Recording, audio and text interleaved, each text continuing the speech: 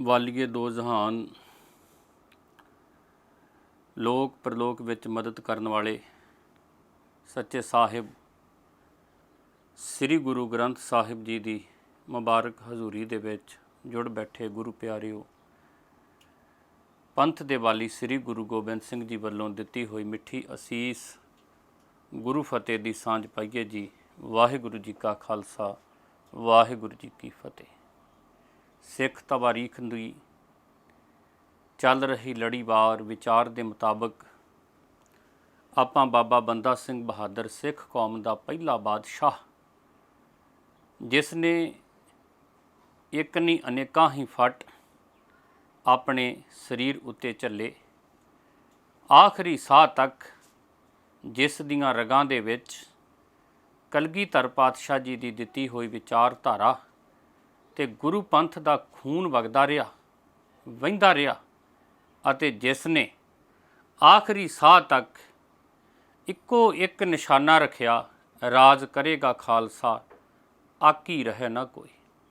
ਬਾਬਾ ਬੰਦਾ ਸਿੰਘ ਬਹਾਦਰ ਕੌਮ ਦਾ ਉਹ ਮਹਾਨ ਜਰਨੈਲ ਜਿਹੜਾ ਸਰਹੰਦ ਫਤਿਹ ਕਰਨ ਤੋਂ ਬਾਅਦ ਵੀ ਨਹੀਂ ਬੈਠਦਾ ਹੈ। ਵੇਖੋ, ਤੁਸੀਂ ਤਵਾਰੀਖ ਨੂੰ ਪੜ੍ਹੋ।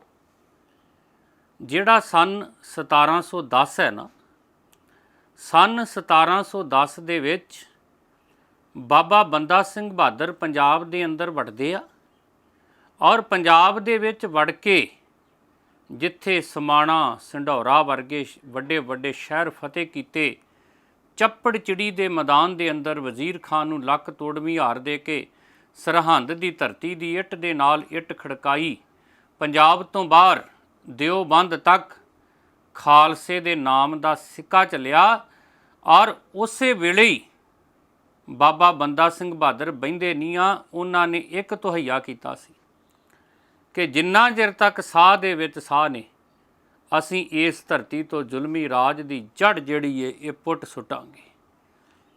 ਵੇਖੋ, ਇਤਿਹਾਸਕਾਰਾਂ ਨੇ ਇਹ ਵੀ ਲਿਖਿਆ, ਜਿੱਥੋਂ ਤੱਕ ਸਰਹੰਦ ਨੂੰ ਫਤਿਹ ਕਰਨ ਦੀ ਗੱਲ ਸੀ ਨਾ, ਤਾਂ ਉਸ ਵੇਲੇ ਆਮ ਸਿੱਖ ਵੀ ਜਿਹੜਾ ਆਮ ਕੋਈ ਆਪਣੇ ਘਰ ਪਰਿਵਾਰ ਦੇ ਵਿੱਚ ਰਹਿ ਕੇ, ਕੋਈ ਆਪਣੀ ਮਾੜੀ ਮੋਟ ਕਿਰਤਕਾਰ ਕਰਕੇ ਆਪਣਾ ਗੁਜ਼ਾਰਾ ਕਰਨ ਵਾਲਾ, ਕੋਈ ਦੁਕਾਨਦਾਰ ਹੈਗਾ, ਕੋਈ ਕਿਸਾਨ ਹੈਗਾ, ਕੋਈ ਵਪਾਰੀ ਹੈਗਾ, ਆਮ ਸਿੱਖ ਵੀ ਜਿਹੜਾ ਜਦੋਂ ਸਰਹੰਦ ਨੂੰ ਫਤਿਹ ਕਰਨਾ ਸੀ ਉਹ ਇਹਦੇ ਵਿੱਚ ਸ਼ਾਮਲ ਹੁੰਦਾ, ਕਿਉਂਕਿ ਉਦੋਂ ਸਾਹਮਣੇ ਇਹ ਸੀ ਕਿ ਇਹ ਜਿਹੜੀ ਗੁਰੂਮਾਰੀ ਸਰਹੰਦ ਹੈ ਨਾ, ਇਹਦੀ ਇੱਟ ਦੇ ਨਾਲ ਇੱਟ ਖੜਕਾਉਣੀ ਹੈ।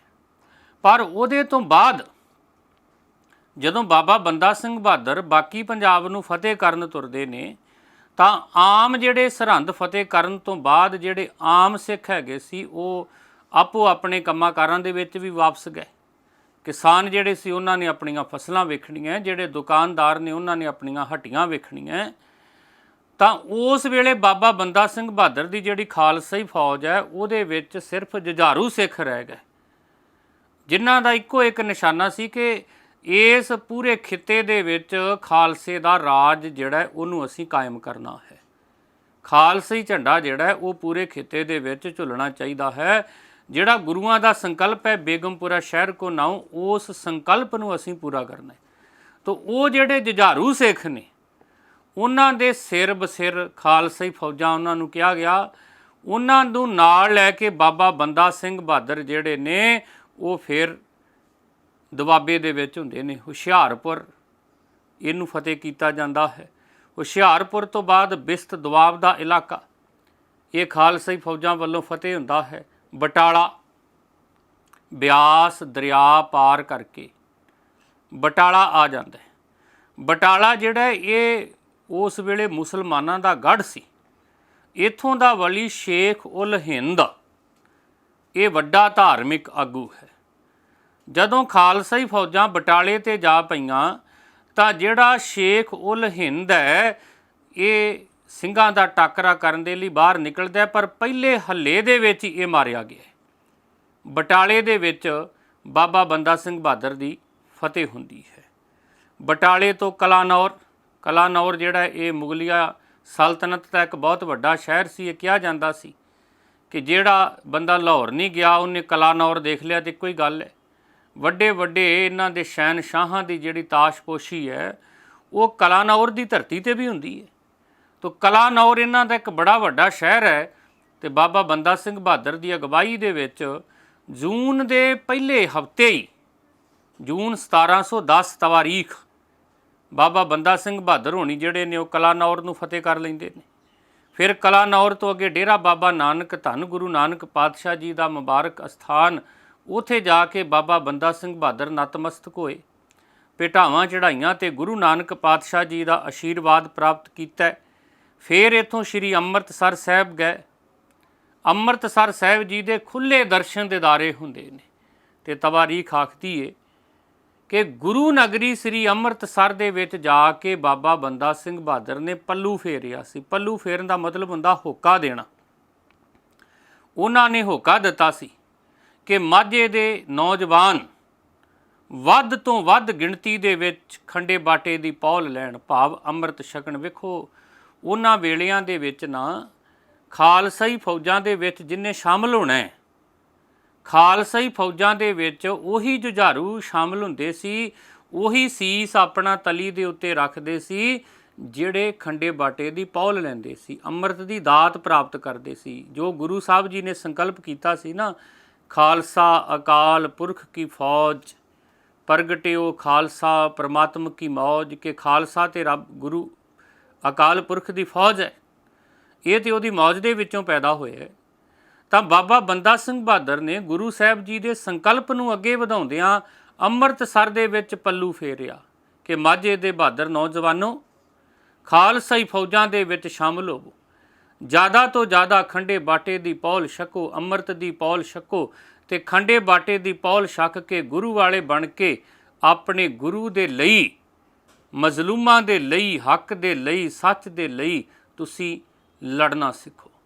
ਤਾਂ ਕਹਿੰਦੇ ਨੇ ਕਿ ਵੱਡੀ ਗਿਣਤੀ ਦੇ ਵਿੱਚ ਸ੍ਰੀ ਅੰਮ੍ਰਿਤਸਰ ਸਾਹਿਬ ਦੇ ਨੌਜਵਾਨ ਪਿੰਡਾਂ ਦੇ, ਸ਼ਹਿਰਾਂ ਦੇ ਖਾਲਸਾਈ ਫੌਜਾਂ ਦੇ ਵਿੱਚ ਆ ਸ਼ਾਮਲ ਹੁੰਦੇ ਨੇ। ਤਾਂ ਵੱਡੀ ਗਿਣਤੀ ਦੇ ਵਿੱਚ ਖਾਲਸਾਈ ਫੌਜਾਂ ਜਿਹੜੀਆਂ ਨੇ ਉਹ ਅੰਮ੍ਰਿਤਸਰ ਸਾਹਿਬ ਦੀ ਧਰਤੀ 'ਤੇ ਵੱਧ ਜਾਂਦੀਆਂ ਨੇ। ਹੁਣ ਪੰਜਾਬ ਹੀ ਲਾਹੌਰ ਹੈ ਅਤੇ ਲਾਹੌਰ ਹੀ ਪੰਜਾਬ ਹੈ, ਇਹ ਤਾਂ ਆਪਾਂ ਸਭ ਜਾਣਦੇ ਹਾਂ ਕਿ ਪੰਜਾਬ ਦੀ ਰਾਜਨੀਤਿਕ, ਪੰਜਾਬ ਦੀ ਜਿਹੜੀ ਸਿਆਸੀ ਗੱਲ ਜਦੋਂ ਆਪਾਂ ਕਰਾਂਗੇ ਤਾਂ ਉਹਦੇ ਵਿੱਚ ਲਾਹੌਰ ਨੂੰ ਆਪਾਂ ਬਾਹਰ ਨਹੀਂ ਕਰ ਸਕਦੇ। ਉਹ ਠੀਕ ਹੈ ਕਿ ਅੱਜ ਵਕਤ ਐਸਾ ਹੈ ਕਿ ਲਾਹੌਰ ਸਾਡੇ ਇੱਧਰਲੇ ਪੰਜਾਬ ਦਾ ਹਿੱਸਾ ਨਹੀਂ ਹੈ, ਚੜ੍ਹਦੇ ਦਾ ਉਹ ਲਹਿੰਦੇ ਦਾ ਹਿੱਸਾ ਹੈ। 1947 ਦੇ ਵਿੱਚ ਜਿਹੜੀ ਵੰਡ ਪਾਈ ਗਈ, ਜਿਹੜੀ ਲਕੀਰ ਖਿੱਚੀ ਗਈ, ਪੰਜਾਬ ਦੀ ਵੰਡ ਆਪਾਂ ਇਹਨੂੰ ਕਹਿੰਦੇ ਹਾਂ, ਤਾਂ ਲਾਹੌਰ ਜਿਹੜਾ ਹੈ, ਲਾਹੌਰ ਹੀ ਪੰਜਾਬ ਹੈ, ਪੰਜਾਬ ਹੀ ਲਾਹੌਰ ਹੈ। ਇਹਨੂੰ ਫਤਿਹ ਕਰਨਾ ਵੀ ਜ਼ਰੂਰੀ ਸੀ ਕਿਉਂਕਿ ਇੱਥੋਂ ਦੇ ਹਾਕਮਾਂ ਨੇ ਵੀ ਬੜੇ ਜ਼ੁਲਮ ਕੀਤੇ, ਬੜੇ ਧੱਕੇ ਕੀਤੇ। ਤਾਂ ਬਾਬਾ ਬੰਦਾ ਸਿੰਘ ਬਹਾਦਰ ਦੀ ਅਗਵਾਈ ਦੇ ਵਿੱਚ ਮਾਝੇ ਤੋਂ ਵੀ, ਕਿਉਂਕਿ ਨਵੇਂ ਸਿੱਖ ਯੋਧੇ ਸ਼ਾਮਲ ਹੋ ਗਏ ਸੀ ਖਾਲਸਾਈ ਫੌਜਾਂ ਦੇ ਵਿੱਚ, ਬਾਬਾ ਬੰਦਾ ਸਿੰਘ ਬਹਾਦਰ ਦੀ ਅਗਵਾਈ ਦੇ ਵਿੱਚ ਜੂਨ ਹੀ ਚੱਲ ਰਿਹਾ ਸੀ ਅਜੇ। ਜੂਨ 1710 ਵੇਖੋ ਕਿੰਨਾ ਜਜ਼ਬਾ ਹੈ, ਕਿੰਨਾ ਜੋਸ਼ ਹੈ। ਮਈ ਦੇ ਵਿੱਚ ਸਰਹੰਦ ਫਤਿਹ ਹੁੰਦੀ ਹੈ ਅਤੇ ਮਈ ਟੱਪਿਆ ਅਤੇ ਜੂਨ ਦੇ ਵਿੱਚ ਸਿੰਘਾਂ ਨੇ ਲਾਹੌਰ ਨੂੰ ਘੇਰਾ ਪਾਇਆ ਹੋਇਆ ਹੈ। ਕਿੱਥੇ ਲਾਹੌਰ ਹੈ, ਕਿੱਥੇ ਸਰਹੰਦ ਹੈ। ਮਤਲਬ ਇੱਕ ਪੱਕਾ ਨਿਸ਼ਚਾ ਕਰ ਲਿਆ ਸੀ ਕਿ ਇਹ ਜਿਹੜਾ ਜ਼ੁਲਮੀ ਰਾਜ ਹੈ ਇਹਦੀ ਪੂਰੀ ਤਰ੍ਹਾਂ ਸੀ ਜੜ ਹੀ ਪੁੱਟ ਸੁੱਟਣੀ ਹੈ। ਇਸੇ ਕਰਕੇ ਮਈ 1710 ਸਰਹੰਦ ਅਤੇ ਜੂਨ 1710 ਬਾਬਾ ਬੰਦਾ ਸਿੰਘ ਬਹਾਦਰ ਹੋਣੀ ਇੱਧਰੋਂ ਬਿਸਤ ਦੁਆਬ ਜਿੱਤ ਕੇ, ਬਟਾਲਾ ਜਿੱਤ ਕੇ, ਕਲਾਨੌਰ ਜਿੱਤ ਕੇ, ਅੰਮ੍ਰਿਤਸਰ ਸਾਹਿਬ, ਮਾਝਾ ਅਤੇ ਜਾ ਕੇ ਲਾਹੌਰ ਨੂੰ ਪੈ ਗਏ।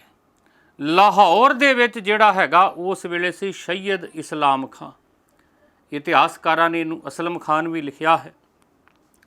ਉਹਨੇ ਫਿਰ ਕਹਿੰਦੇ ਵੀ ਜਿਹਾਦ ਦਾ ਝੰਡਾ ਬੁਲੰਦ ਕੀਤਾ ਕਿ ਧਰਮ ਨੂੰ ਖਤਰਾ ਹੋ ਗਿਆ, ਇਸ ਕਰਕੇ ਵੱਡੀ ਗਿਣਤੀ ਦੇ ਵਿੱਚ ਤੁਸੀਂ ਆਓ। ਇੱਧਰੋਂ ਬਾਬਾ ਬੰਦਾ ਸਿੰਘ ਬਹਾਦਰ ਦੀ ਅਗਵਾਈ ਦੇ ਵਿੱਚ ਸਿੱਖ ਨੇ ਸ਼ਹਿਰੋਂ ਬਾਹਰ ਚੜ੍ਹਦੇ ਦੱਖਣ ਵਾਲੇ ਪਾਸੇ ਗੁਰੂ ਖਾਲਸਾਈ ਫੌਜਾਂ ਅਤੇ ਜੋ ਲਾਹੌਰ ਦੀਆਂ ਫੌਜਾਂ ਨੇ, ਸੈਯਦ ਇਸਲਾਮ ਖਾਂ ਉੱਥੋਂ ਦਾ ਸੂਬੇਦਾਰ ਹੈ, ਉਹਦੀ ਅਗਵਾਈ ਦੇ ਵਿੱਚ, ਅਸਲਮ ਖਾਨ ਵੀ ਉਹਨੂੰ ਕਿਹਾ ਜਾਂਦਾ, ਉਹਦੀ ਅਗਵਾਈ ਦੇ ਵਿੱਚ ਫਿਰ ਤਗੜੀ ਜੰਗ ਹੁੰਦੀ ਹੈ। ਪਹਿਲੇ ਦਿਨ ਵੀ ਜੰਗ ਹੋਈ ਅਤੇ ਲਾਹੌਰ ਦੀਆਂ ਫੌਜਾਂ ਦਾ ਤਗੜਾ ਨੁਕਸਾਨ ਹੁੰਦਾ ਹੈ। ਦੂਜੇ ਦਿਨ ਹੋਰ ਜ਼ਿਆਦਾ ਨੁਕਸਾਨ ਹੋਇਆ, ਤੀਜੇ ਦਿਨ ਹੋਰ ਜ਼ਿਆਦਾ ਨੁਕਸਾਨ ਹੋਇਆ। ਪਰ ਕਿਉਂਕਿ ਆਪਾਂ ਸਭ ਜਾਣਦੇ ਹਾਂ कि अजे जिहड़ा खालसे दा राज प्रबंध है वो पूरी तरह कायम नहीं सी होया। इस करके बाबा बंदा सिंह बहादुर नूं मगरों खबरां भी पहुँच गईयां कि उस पासियों जिहड़ा दिल्ली दा तख्त है वो अद्धियों ज़्यादा फौज सिर्फ ਸਿੰਘਾਂ ਨੂੰ काबू करने के लिए पंजाब वाल भेज रहा। खुद बहादुर शाह की अगवाई करन आ रहा। अजमेर की धरती ते जाके कुछ लोगों ने बहादुर शाह नूं आख्या सी कि तुसीं इत्थे उलझे रहो। उधर पंजाब दे विच सिखां ने सारियां मसीतां ढा सुट्टियां, झूठियां गल्लां भी उन्होंने सुनाईयां गईयां, गल्लां बना के पेश कीतियां गईयां कि उधर सतलुज, ब्यास, रावी, जमुना तक, मानो रावी तो जमुना तक खालसे दा राज हो गया। उत्थे खालसे ही झंडे झुल रहे ने ते जे तुसीं बहुता वक्त सिखां दे वल ध्यान ना दिता तो इन्हां ने दब दिल्ली भी लेना है। बाबा बंदा सिंह बहादुर उस वेले लाहौर नूं घेरा पा के बैठे ने कि उन्हां ने मगर पक्के प्रबंध भी करने सन। इस करके बाबा बंदा सिंह बहादुर लाहौर नूं छड्ड के ते पिछे सरहंद नूं आ मुड़दे हन। पर जदों पता लगा लाहौर दे आले दुआले जिहड़े मुलाणे लोग सन, कुछ जिहड़े जनूनी लोग सन, उन्हां दे मतसबी लोग सन, जदों ते जंग हो रही सी ये बाहर नहीं निकले। पर जदों इन्हां नूं पता लगा कि बाबा बंदा सिंह बहादुर अपनियां फौजां नूं वापस लैके सरहंद पहुँच गए तां ये जिहड़े लोग हैगे ने ये अपने घरां दे विचों बाहर निकल आए कि हुण पिंडां दे विच इकल्ले दुकल्ले जे कोई सिख लभदे ने तो उन्हां नूं कतल कर दिओ। तां तवारीख आखदी है कि जिहड़े ਅੰਮ੍ਰਿਤਸਰ ਜਾਂ ਲਾਹੌਰ ਦੇ ਨੇੜੇ ਤੇੜੇ ਪਿੰਡਾਂ ਦੇ ਵਿੱਚ ਰਹਿਣ ਵਾਲੇ ਲੋਕ ਸੀ ਉਹਨਾਂ ਨੇ ਆਪੋ ਆਪਣੇ ਜਿਹੜੇ ਉੱਥੋਂ ਦੇ ਉਸ ਇਲਾਕੇ ਦੇ ਜਥੇਦਾਰ ਸਿੱਖ ਸਨ ਉਹਨਾਂ ਦੀ ਅਗਵਾਈ ਦੇ ਵਿੱਚ ਆਪਣੇ ਆਪ ਨੂੰ ਇਕੱਠਾ ਕਰਨਾ ਸ਼ੁਰੂ ਕਰ ਦਿੱਤਾ।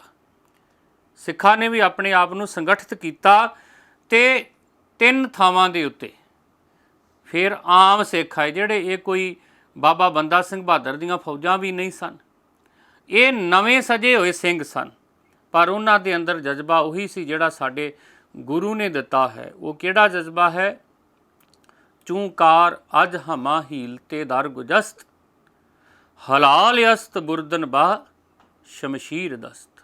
जदों सारे ही हीले वसीले खत्म हो जाण, शांति दी तुहाडी कोई गल ना चले तां उस वेले तलवार चुक लैनी जायज़ है। जिहड़ी गल गुरु तेग बहादुर साहब सच्चे पातशाह ने भी आखी, भै काहूँ को देत नह भै मानत आन, काहो नानक सुन रे मना ज्ञानी ताहें बखान। डर देना भी पाप है ते डर लेना भी पाप है। ਗਿਆਨਵਾਨ ਸਿਆਣਾ ਸੁਲਝਿਆ ਪੁਰਸ਼ ਉਹ ਵਾ ਜਿਹੜਾ ਨਾ ਕਿਸੇ ਨੂੰ ਡਰ ਦਿੰਦਾ ਏ ਤੇ ਨਾ ਕਿਸੇ ਦਾ ਡਰ ਮੰਨਦਾ ਹੈ।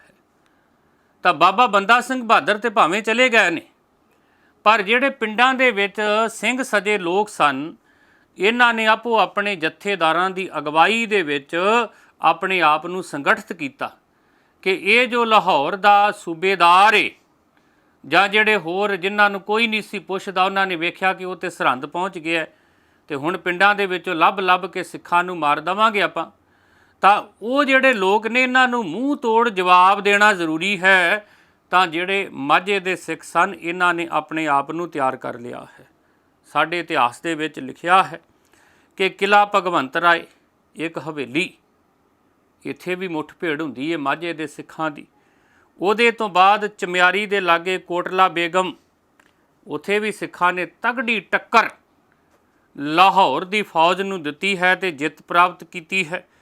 ਫਿਰ ਬਾਬਾ ਬੰਦਾ ਸਿੰਘ ਬਹਾਦਰ ਭੀਲੋਵਾਲ ਅੰਮ੍ਰਿਤਸਰ, ਇੱਥੇ ਤਾਂ ਇਹ ਜਿਹੜੇ ਗੁਰੂ ਕੇ ਖਾਲਸੇ ਸੀ ਨਾ ਇਹਨਾਂ ਨੇ ਗਾਜ਼ੀਆਂ ਨੂੰ ਐਸੀ ਹਾਰ ਦਿੱਤੀ, ਜਿਹੜੇ ਗਾਜ਼ੀ ਹਰਾ ਝੰਡਾ ਲੈ ਕੇ ਆਏ ਸੀ ਜਿਹਾਦ ਦਾ, ਖੁਰਾ ਖੋਜ ਮਿਟਾ ਦੇਵਾਂਗੇ ਸਿੰਘਾਂ ਦਾ, ਥੋੜ੍ਹੇ ਹੋਣਗੇ ਇਹ ਸਾਡੇ ਨਾਲ ਕੀ ਲੜਨਗੇ, ਕਿਉਂਕਿ ਇਹਨਾਂ ਨੇ ਵੇਖਿਆ ਸੀ ਕਿ ਸਦੀਆਂ ਤੋਂ ਤੇ ਲੋਕ ਉੱਠੇ ਨਹੀਂ, ਪਰ ਇਹਨਾਂ ਨੂੰ ਇਹ ਨਹੀਂ ਸੀ ਪਤਾ ਕਿ ਗੁਰੂ ਨਾਨਕ ਪਾਤਸ਼ਾਹ ਦੀ ਵਿਚਾਰਧਾਰਾ ਨੇ, ਸੱਚੇ ਪਾਤਸ਼ਾਹ ਗੁਰੂ ਗੋਬਿੰਦ ਸਿੰਘ ਸੱਚੇ ਪਾਤਸ਼ਾਹ ਜੀ ਦੀ ਅਗਵਾਈ ਨੇ ਖਾਲਸਾ ਪੰਥ ਨੂੰ ਐਸਾ ਬਣਾ ਦਿੱਤਾ ਹੈ ਕਿ ਇਹ ਹੁਣ ਡਰਨ ਵਾਲੇ ਕੋਈ ਨਹੀਂ, ਇਹ ਝੁਕਣ ਵਾਲੇ ਕੋਈ ਨਹੀਂ, ਇਹ ਵਿਕਣ ਵਾਲੇ ਕੋਈ ਨਹੀਂ, ਇਹ ਰੁਕਣ ਵਾਲੇ ਵੀ ਕੋਈ ਨਹੀਂ।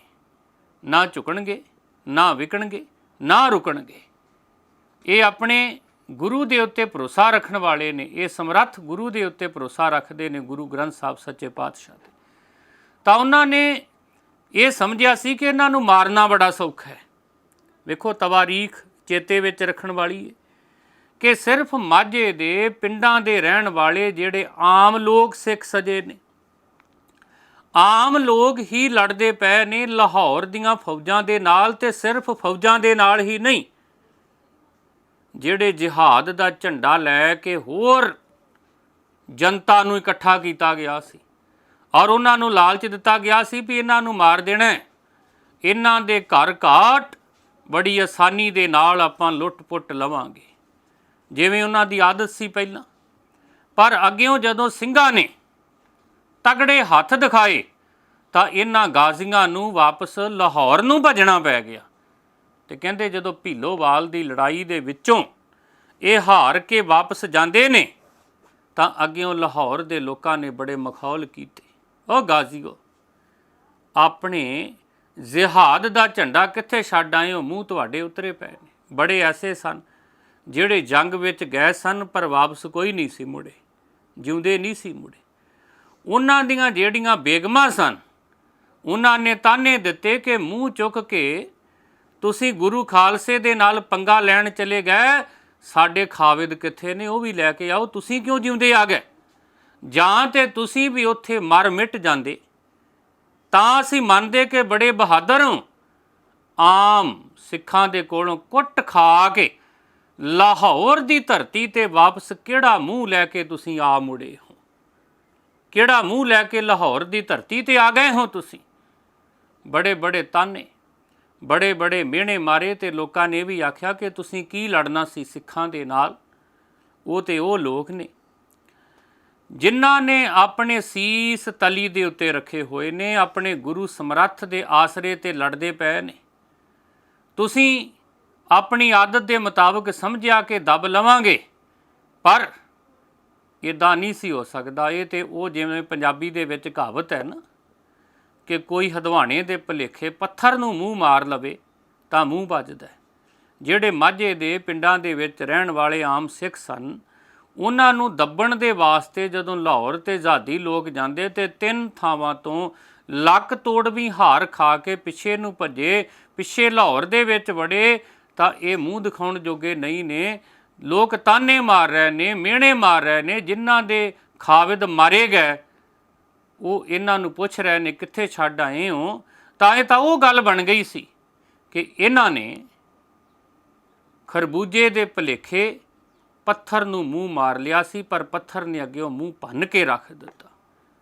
ਇਹ ਜਿਹੜੇ ਸਿੱਖ ਸਨ ਗੁਰੂ ਕੇ, ਇਹਨਾਂ ਨੇ ਲਾਹੌਰ ਦੀਆਂ ਫੌਜਾਂ ਨੂੰ, ਇਹ ਵੇਖੋ ਜੂਨ 1710 ਦੀ ਹੀ ਗੱਲ ਹੈ ਕਿ ਇੰਨਾ ਜ਼ਿਆਦਾ ਜੋਸ਼ ਕੌਮ ਦੇ ਵਿੱਚ ਆ ਗਿਆ ਸੀ, ਉਹਨਾਂ ਨੇ ਚੰਗੇ ਭਲੇ ਲਾਹੌਰ ਦੀਆਂ ਫੌਜਾਂ ਦਾ ਮੂੰਹ ਭੰਨ ਕੇ ਰੱਖ ਦਿੱਤਾ ਸੀ। ਕਹਿੰਦੇ ਨੇ ਕਿ ਜਿਹੜਾ ਸਾਈਂ ਬੁੱਲੇ ਸ਼ਾਹ ਹੈ, ਇਹ ਉਸ ਵੇਲੇ ਲਾਹੌਰ ਦੀ ਧਰਤੀ ਤੇ ਬੈਠਾ ਸੀ। ਜਦੋਂ ਗੁਰੂ ਖਾਲਸੇ ਦੇ ਕੋਲੋਂ ਕੁੱਟ ਖਾ ਕੇ, ਮਾਰ ਖਾ ਕੇ ਇਹ ਸਾਰੇ ਵਾਪਸ ਲਾਹੌਰ ਨੂੰ ਮੁੜਦੇ ਨੇ ਨਾ, ਤਾਂ ਉੱਥੇ ਸਾਈਂ ਬੁੱਲੇ ਸ਼ਾਹ ਬੈਠਾ ਵਾ। ਸਾਈਂ ਬੁੱਲੇ ਸ਼ਾਹ ਨੇ ਜਦੋਂ ਇਹਨਾਂ ਦੇ ਉਤਰੇ ਹੋਏ ਚਿਹਰੇ ਵੇਖੇ, ਇਹਨਾਂ ਦੇ ਅੰਦਰ ਦੇ ਮੁਤੱਸਬ ਨੂੰ ਵੀ ਵੇਖਿਆ ਸੀ, ਤਾਂ ਸਾਈਂ ਬੁੱਲੇ ਸ਼ਾਹ ਨੇ ਆਖਿਆ, ਬੁੱਲਿਆ, ਮੁੱਲਾਂ ਅਤੇ ਮਸ਼ਾਲਚੀ ਦੋਹਾਂ ਇੱਕ ਚਿੱਤ, ਕਿ ਜਿਹੜਾ ਮਸ਼ਾਲਚੀ ਹੈ ਤੇ ਮੁੱਲਾ ਹੈ, ਦੋਵਾਂ ਦਾ ਇੱਕੋ ਹੀ ਚਿੱਤ ਹੈ। ਮਸ਼ਾਲਚੀ ਹੁੰਦਾ ਜਿਹੜਾ ਮਸ਼ਾਲ ਜਗਾਉਂਦਾ। ਲੋਕਾਂ ਕਰਦੇ ਚਾਨਣ, ਆਪ ਹਨੇਰੇ ਦੇ ਵਿੱਚ ਨੇ। ਆਪ ਹਨੇਰੇ ਇੱਕ, ਆਪ ਹਨੇਰੇ ਦੇ ਵਿੱਚ ਆ, ਲੋਕਾਂ ਨੂੰ ਬਾਹਰ ਚਾਨਣ ਕਰਦੇ ਪਏ ਆ। ਤਾਂ ਜਿਹੜੇ ਲਾਹੌਰ ਦੇ ਲੋਕ ਸੀ, ਉਹਨਾਂ ਨੇ ਇਹਨਾਂ ਨੂੰ ਤਾਨੇ ਮਾਰੇ, ਮਿਹਣੇ ਮਾਰੇ। ਤੇ ਜਿਹੜੇ ਮਾਝੇ ਦੇ ਸਿੱਖ ਸੀ, ਇਸ ਗੱਲ ਨੇ ਆਮ ਲੋਕਾਂ ਦੇ ਵਿੱਚ ਬੜੀ ਜੁਰਤ ਪੈਦਾ ਕੀਤੀ, ਅਣਖ ਪੈਦਾ ਕੀਤੀ ਕਿ ਇਹ ਜਿਹੜੇ ਆਮ ਲੋਕ ਨੇ ਨਾ, ਇਹ ਹੁਣ ਰਾਜ ਭਾਗ ਜਿਹੜਾ ਮੁਗਲਾਂ ਦਾ, ਇਹਨੂੰ ਦੱਬ ਦੇਣਗੇ। ਆਮ ਲੋਕ ਜਦੋਂ ਲਾਹੌਰ ਦੀਆਂ ਕੰਧਾਂ ਦੇ ਨਾਲ ਜਾ ਕੇ ਲਾਹੌਰ ਨੂੰ ਲਲਕਾਰਨ ਲੱਗੇ ਨੇ ਤੇ ਉਹਦੀਆਂ ਫੌਜਾਂ ਨੂੰ ਭਜਾ ਕੇ ਅੰਦਰ ਵਾੜ ਦਿੱਤਾ। ਹੁਣ ਬਹੁਤੀ ਦੇਰ ਨਹੀਂ ਇਹ ਲਾਹੌਰ ਗੁਰੂ ਖਾਲਸੇ ਦੇ ਝੰਡੇ ਦੇ ਹੇਠਾਂ ਹੋਊਗਾ। ਉਹਦੇ ਤੋਂ ਬਾਅਦ ਆਪਾਂ ਵੇਖਦੇ ਹਾਂ ਵੀ ਇੱਕ ਵਾਰੀ ਨਹੀਂ, ਦੋ ਵਾਰੀ ਨਹੀਂ, ਕਈ ਵਾਰੀ ਮਿਸਲਾਂ ਦੇ ਵੇਲੇ, ਖਾਸ ਕਰਕੇ ਭੰਗੀ ਮਿਸਲ ਦੇ ਸਮੇਂ, ਉਹਦੇ ਤੋਂ ਬਾਅਦ ਮਹਾਰਾਜਾ ਰਣਜੀਤ ਸਿੰਘ ਦੀ ਅਗਵਾਈ ਦੇ ਵਿੱਚ ਲੰਮਾ ਸਮਾਂ ਇਸੇ ਲਾਹੌਰ ਦੀ ਧਰਤੀ ਦੇ ਉੱਤੇ ਖਾਲਸੇ ਝੰਡਾ ਝੂਲਦਾ ਹੈ। ਇਹ ਜਿਹੜਾ ਬਾਅਦ ਵਿੱਚ ਝੰਡਾ ਝੂਲਦਾ ਹੈ, ਇਹਦਾ ਜਿਹੜਾ ਮੁੱਢ ਵੱਜਦਾ ਹੈ, ਮੁੱਢ, ਇਹ ਜੂਨ 1710 ਦੇ ਵਿੱਚ ਬਾਬਾ ਬੰਦਾ ਸਿੰਘ ਬਹਾਦਰ ਦੀ ਅਗਵਾਈ ਦੇ ਵਿੱਚ ਪਹਿਲਾਂ ਸਿੱਖ ਗਏ। ਬੰਦਾ ਸਿੰਘ ਬਹਾਦਰ ਹੋਣੀ ਪਿੱਛੇ ਮੁੜ ਗਏ ਅਤੇ ਮਾਝੇ ਦੇ ਜਿਹੜੇ ਆਮ ਲੋਕ ਨੇ, ਪਿੰਡਾਂ ਦੇ ਲੋਕ ਨੇ, ਉਹਨਾਂ ਨੇ ਜਦੋਂ ਲਾਹੌਰ ਦੀ ਫੌਜ ਦੇ ਦੰਦ ਖੱਟੇ ਕੀਤੇ ਤਾਂ ਉਹ ਜਿਹੜਾ ਜਜ਼ਬਾ ਉਦੋਂ ਤੋਂ ਭਰਿਆ ਗਿਆ ਕਿ ਲਾਹੌਰ ਨੂੰ ਫਤਿਹ ਕਰਨਾ। ਵੇਖੋ, ਉਹਨਾਂ ਦੇ ਅੰਦਰ ਨਾ ਇੱਕ ਭਾਵਨਾ ਸੀ, ਪਹਿਲਾਂ ਯਕੀਨ ਉਹਨੂੰ ਕਹਿੰਦੇ ਆ, ਉਹ ਇਹ ਸੀ ਕਿ ਅਸੀਂ ਸ਼ਹਿਨਸ਼ਾਹ ਲੋਕ ਹਾਂ, ਸਾਡੇ ਉੱਤੇ ਅੱਲਾਹ ਪਾਕ ਦੀ ਜ਼ਿਆਦੀ ਕਿਰਪਾ ਹੈ, ਇਸ ਕਰਕੇ ਸਾਨੂੰ ਕੋਈ ਹਰਾ ਹੀ ਨਹੀਂ ਸਕਦਾ। ਉਹ ਜ਼ੁਲਮ ਕਰਨ, ਉਹ ਧੱਕਾ ਕਰਨ, ਉਹ ਲੋਕਾਂ ਦੀਆਂ ਜ਼ਮੀਨਾਂ ਦੱਬਣ, ਸਾਨੂੰ ਕੋਈ ਹਰਾ ਨਹੀਂ ਸਕਦਾ। ਗੁਰੂ ਖਾਲਸੇ ਨੇ ਜਦੋਂ ਲਾਹੌਰ ਜਾ ਕੇ ਵੀ ਇਹਨਾਂ ਨੂੰ ਲਲਕਾਰ ਦਿੱਤਾ ਤੇ ਅੰਦਰ ਹੀ ਵਾੜਤਾ, ਉਹਦੇ ਤੋਂ ਬਾਅਦ ਆਮ ਲੋਕਾਂ ਦੇ ਵਿੱਚ ਵੀ ਇਹ ਭਰੋਸਾ ਬਣ ਗਿਆ, ਇਹ ਯਕੀਨ ਬਣ ਗਿਆ ਆਮ ਲੋਕਾਂ ਦੇ ਵਿੱਚ ਕਿ ਇਹਨਾਂ ਨੂੰ ਹਰਾਇਆ ਜਾ ਸਕਦਾ ਹੈ। ਇਹ ਕੋਈ ਅਜਿੱਤ ਲੋਕ ਨਹੀਂ ਹਨ। ਇਹ ਜਿਹੜੀ ਭਾਵਨਾ ਭਰੀ ਸੀ ਨਾ, ਹੀਨ ਭਾਵਨਾ ਕੁਛ ਲੋਕਾਂ ਦੇ ਵਿੱਚ, ਆਮ ਲੋਕਾਂ ਦੇ ਵਿੱਚ, ਕਿ ਅੱਲਾਹ ਪਾਕ ਹੀ ਇਹਨਾਂ ਵੱਲ ਹੈ, ਇਸ ਕਰਕੇ ਅਸੀਂ ਜਿੱਤ ਹੀ ਨਹੀਂ ਸਕਦੇ। ਗੁਰੂ ਖਾਲਸੇ ਨੇ ਉਸ ਭਾਵਨਾ ਨੂੰ, ਹੀਣ ਭਾਵਨਾ ਨੂੰ ਬਾਹਰ ਕੱਢਿਆ ਕਿ ਨਹੀਂ, ਸਾਡਾ ਗੁਰੂ ਵੀ ਸਾਡੇ ਨਾਲ ਹੈ। ਹੱਕ ਤੇ ਸੱਚ ਦੇ ਲਈ ਗੁਰੂ ਦੇ ਆਸਰੇ 'ਤੇ ਜੇ ਆਪਾਂ ਤੇਗ ਚੁੱਕਾਂਗੇ, ਜੇ ਆਪਾਂ ਤਲਵਾਰ ਚੁੱਕਾਂਗੇ, ਤਾਂ ਇਹ ਵੱਡੀਆਂ ਵੱਡੀਆਂ ਲਾਹੌਰ ਦੀਆਂ ਜਿਹੜੀਆਂ ਤਾਕਤਾਂ ਨੇ, ਇਹਨਾਂ ਨੂੰ ਫਤਿਹ ਕੀਤਾ ਜਾ ਸਕਦਾ ਹੈ। ਜਿਹੜਾ ਇੱਕ ਵਹਿਮ ਸੀ ਉਹ ਗੁਰੂ ਖਾਲਸੇ ਨੇ ਕੱਢਿਆ, ਜਿਹੜਾ ਭਰਮ ਸੀ ਉਹ ਗੁਰੂ ਖਾਲਸੇ ਨੇ ਕੱਢਿਆ, ਅਤੇ ਜਿਹੜੀ ਇੱਥੋਂ ਦੇ ਲੋਕਾਂ ਦੇ ਵਿੱਚ ਹੀਣ ਭਾਵਨਾ ਸੀ ਉਹ ਗੁਰੂ ਨਾਨਕ ਪਾਤਸ਼ਾਹ ਦੀ ਵਿਚਾਰਧਾਰਾ ਨੇ ਕੱਢੀ ਹੈ। ਅਸੀਂ ਜਿੱਤ ਸਕਦੇ ਹਾਂ, ਕਿਉਂਕਿ ਗੁਰੂ ਅਮਰਦਾਸ ਮਹਾਰਾਜ ਨੇ ਕਹਿ ਦਿੱਤਾ ਸੀ ਬਾਣੀ 'ਚ, ਪਰ ਅਧੀਨ ਸੁਪਨੈ ਸੁਖ ਨਾਹੀ। ਜਿਹੜਾ ਗੁਲਾਮ ਹੁੰਦਾ ਹੈ ਨਾ, ਗੁਲਾਮ ਬੰਦਾ ਤੇ ਸੁਪਨੇ ਦੇ ਵਿੱਚ ਵੀ ਸੁਖੀ ਨਹੀਂ ਹੋ ਸਕਦਾ। ਉਹਨੂੰ ਜਿਹੜੇ ਸੁਪਨੇ ਆਉਣੇ ਨੇ ਨਾ, ਉਹ ਸੁਪਨਿਆਂ ਦੇ ਵਿੱਚ ਵੀ ਦੁਖੀ ਹੋਊਗਾ। ਗੁਲਾਮ ਬੰਦਾ ਜਿਉਂਦਾ ਜਦੋਂ ਜਾਗਦਾ ਹੈ ਉਦੋਂ ਵੀ ਦੁਖੀ ਹੈ ਅਤੇ ਸੁੱਤਾ ਵੀ ਦੁਖੀ ਹੈ।